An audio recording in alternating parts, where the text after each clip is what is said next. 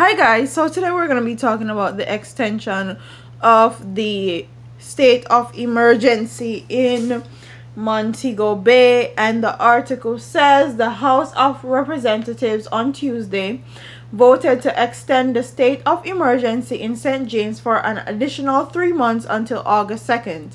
This is the third extension of the emergency measure that was first imposed on the parish for an initial 2 weeks on January 18. It was subsequently extended until May 3rd and has now been further extended for an additional 90 days. The initial imposition of the state of emergency was in response to an alarming murder rate in St. James, with a record of 335 people murdered in 2017. This was by far the most for any parish in the country.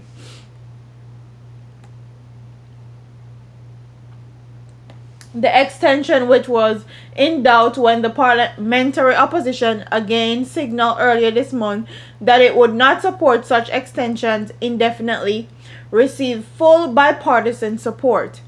In the making of the case for the extension, Prime Minister Andrew Holness, who brought the resolution for the continuation of the emergency measures, pointed to the significant reduction in murders in the parish this year when compared to last year. But he also stressed that more than 30 criminal gangs were operating in the space, that more time was needed to deal with them. In the case for the extension, newly appointed National Security Minister Dr. Horace Chang noted that the gangs in St. James have a different profile than those operating elsewhere in the country. Really no. He described them as having money, independence, and motor cars. They have money, they're rich, they have independence, Chang told the House. He said that this gave them the ability to purchase numerous rounds of ammunition, as was exhibited during Saturday's hours-long shootout between members of the security forces and the St. James most wanted, Nico Bobzal Samuels. And if you guys don't know Nico, they killed Nico in the process. So I got up this morning, went on my Facebook, was scrolling down my Facebook, and the first thing I saw was a child, a boy that's no more than about 3 or 4, not 3, I think he's about 6 or 7 years old, laying on a stretcher dead. Okay, and the people were saying that this is happening in Montego Bay right now. It has been a long gang war shootout that have left 20 people injured and some dead. And the people were saying this is the same place that they say is under state of emergency, when in truth and in fact, the people that live there, that was in the comment section, was saying, I guess because it's not in a preliminary tourism area, I guess the security forces are nowhere to be found. And they said that this gang war have been happening for about almost 24 hours and they haven't seen not a police officer, not a JDF officer in sight. Okay, with 20 people injured.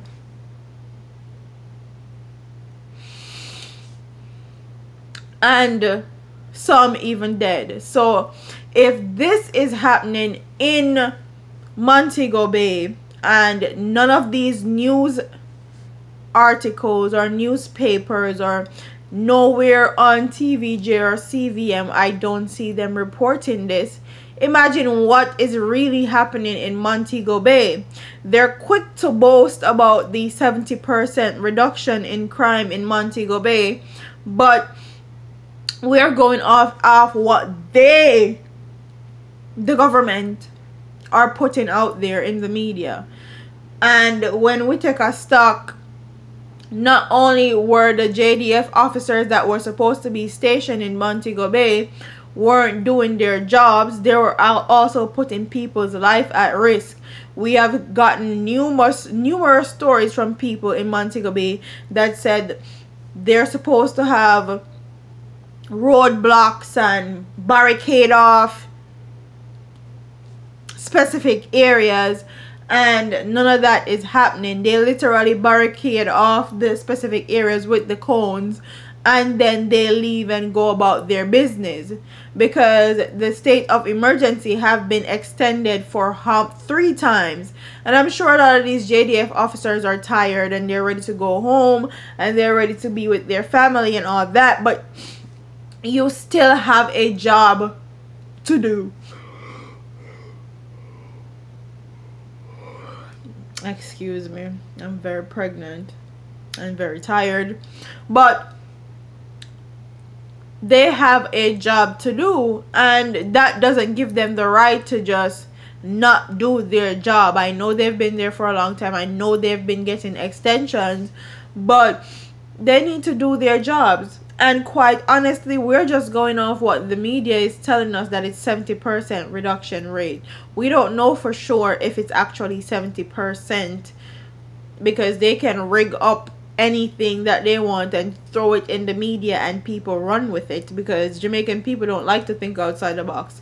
They don't like to think differently. Whatever them parliament or government official tell them, they have the idea that they're telling the truth, which is not normally the case.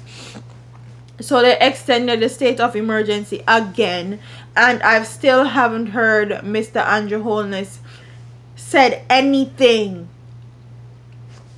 about Westmoreland, because Westmoreland just have 7 people dead. 2 people out of that are 2 children, which I'll talk about in my next video, which is under so much problems right now as far as crime and violence is concerned. Me still not hear Andrew Holmes say nothing about that, but he's talking about extending the state of emergency in Montego Bay when the crime rate has been reduced for 70% now, and you're talking about gangs. Really? No, really, that's what you have to tell us?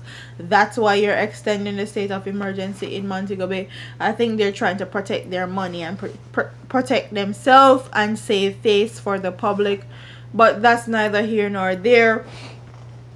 And what we have been hearing is that there's still gang wars going on in Montego Bay, and the JDF soldiers are nowhere to be found as of late, because 20 people just dead last night.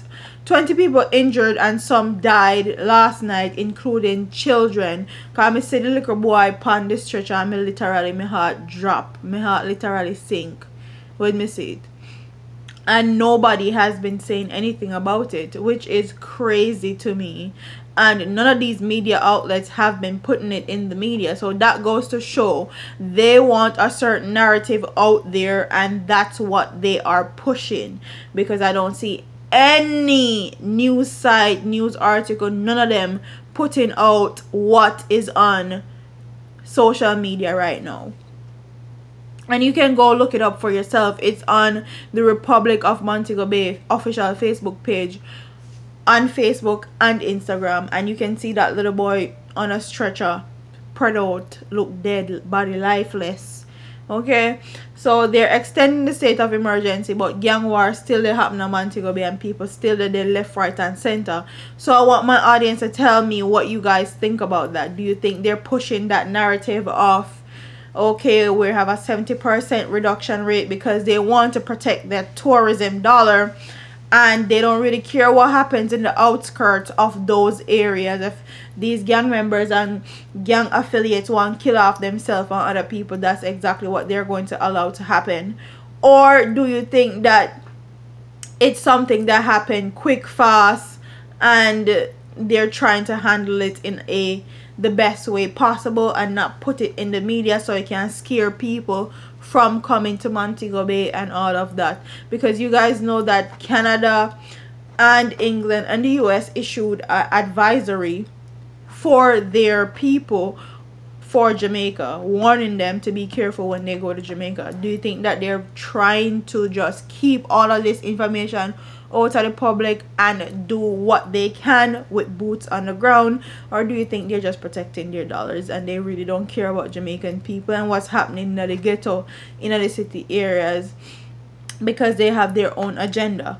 Comment in the comment section and tell me what you guys think. Don't forget to like, comment, share, and subscribe to your girl here on YouTube. I'm out of here, man. Deuces.